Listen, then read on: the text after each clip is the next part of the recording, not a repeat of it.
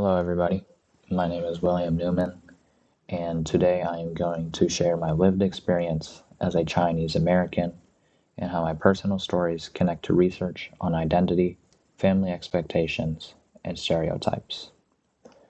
I chose this topic because it is near and dear to my heart, as growing up Chinese American has shaped so much of who I am, from languages to the way I see my community and my overall life, from school to loved ones to friends, and the way I perceive others and the way they perceive me back. For a long time, I never realized how different my experience was compared to others. But as I have matured and got older, I started noticing the unique challenges and strengths and overall differences that come with being a part of two cultures. My goal in this presentation is to show how my experiences fit into larger patterns that researchers see in Asian American, especially Chinese American communities, and also to share moments and experiences that have taught me about myself.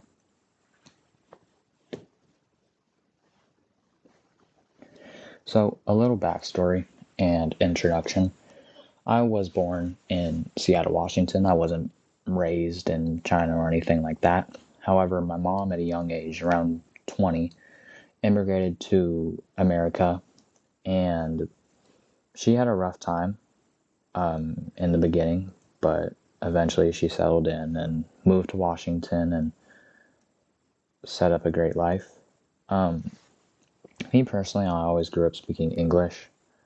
I never became fully fluent in Chinese. I always picked some things up here and there and try to learn it, but that always got off track.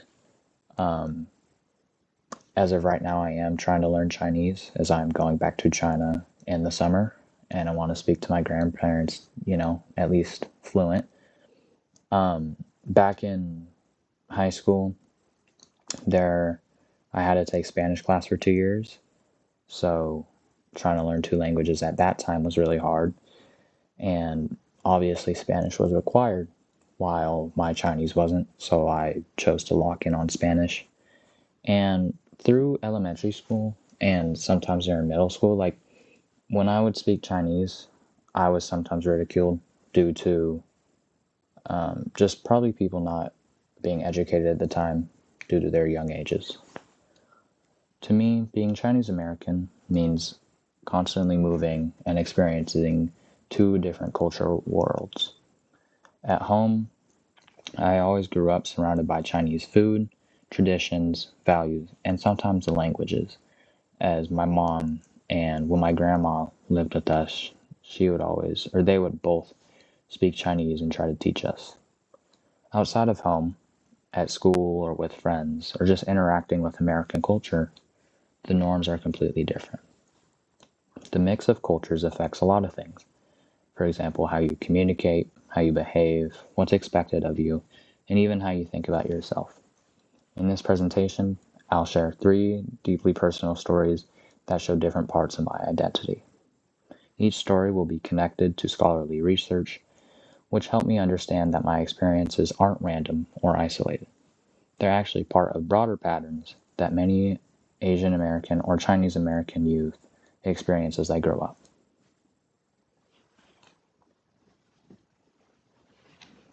So, for my first personal story, this occurred back in 2018, I believe. And a little bit of backstory, me and my family would always go back to China once a year, or maybe once every 2 years, to see my grandparents and just go back to China to get enriched in the culture. And this happened on the way back, so we spent about 2 to 3 weeks in China normally. And on the way back, we got to the Dalian airport, which is the city, and we went to customs or some sort of checkpoint, and it was honestly odd because we were the only family there. It was not crowded at all, and we were approached by a lady, and she ended up speaking Chinese to my mom, which I obviously couldn't understand. I didn't really pick up on anything, but she seemed very aggravated and in a mocking tone. Um, and unfortunately, other airport officers started chiming in, and I couldn't really do anything because neither me or my brother could understand, even though none of us did anything wrong. After about 30 to 40 minutes, they stopped and let us go. My mom later explained that they were just heckling her because she lived in America now, and because me and my brother were also American, and they didn't like Americans particularly. So they took their frustration out on our mom while we couldn't understand a single thing, and she had to endure that. They ended up viewing us as less Chinese, if at all, and didn't want her bringing us back to the place that had family and memories for us. For the scholarly link, I referred to an article by Sapna Cherian with, or the name is Where Are You Really From?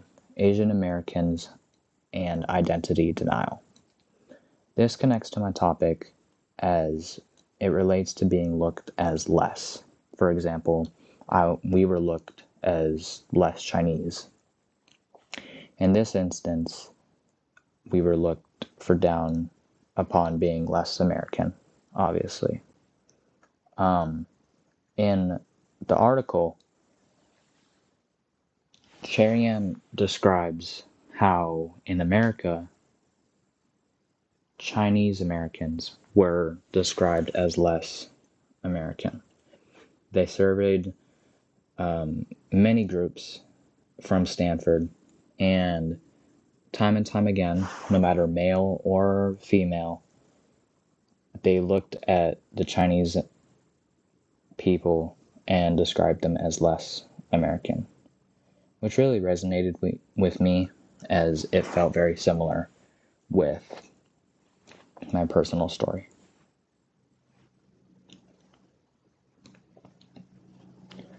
My second personal story had to do with the COVID-19 disease and the pandemic. So this happened around 2020, around peak COVID time. And around that time, we saw on the news there was a lot of anti-Chinese sentiment and racism and discrimination. However, we never experienced any, but that would change pretty soon. There were many instances of deep and unfortunate events that really impacted me and our family.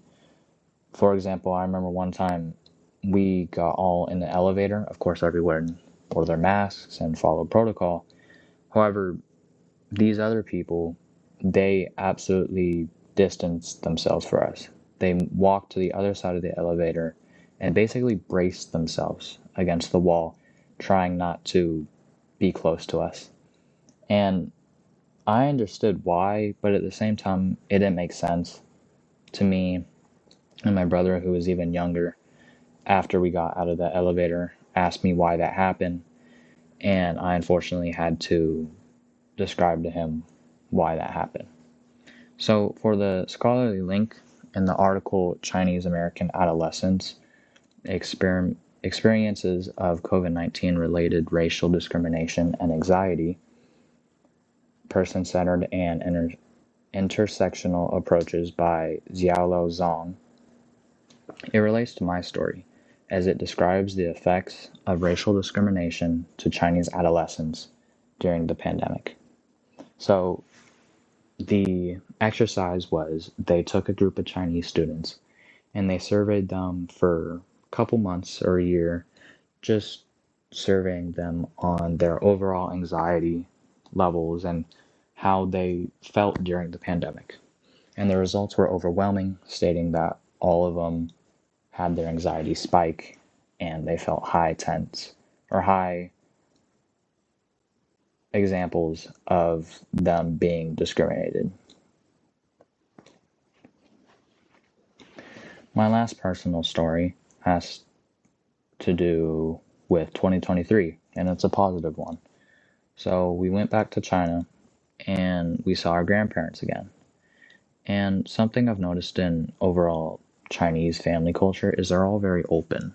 Unlike one of the last stories I said, where the lady hated us for being American, they're very open, caring, inquisitive, and they all admire us. Like they always want to ask questions, get updates.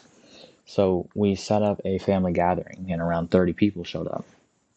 And all these people I've never seen before, they stated that they saw me when I was like 5 or 6, but obviously I didn't remember them. And the language barrier was rough because all of them spoke Chinese and very little English, so it was hard to understand. So we used my mom or myself to translate because I had picked up on more Chinese.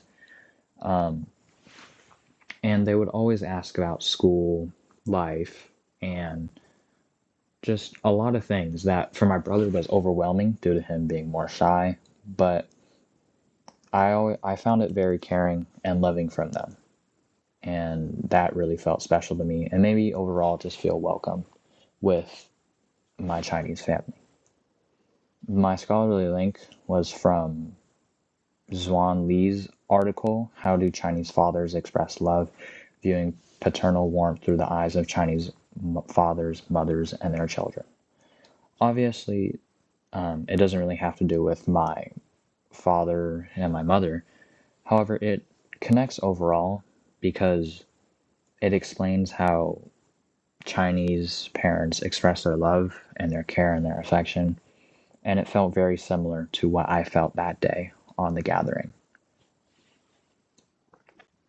And lastly, here are my scholarly sources in MLA. Thank you for listening to my presentation.